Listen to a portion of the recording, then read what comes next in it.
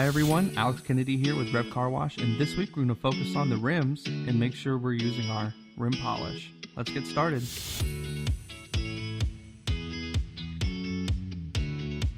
Apply the rim polish to the microfiber towel and apply to the entire rim. Make sure to use circular motions. Allow the product to haze for up to 2 to 3 minutes.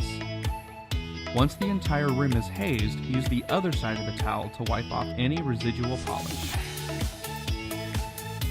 Thank you for joining us this week on Tips and Tricks. I'm Alex Kennedy. Make sure to follow REV Car Wash on all social media platforms. #RevYourRide, and we'll see you next week.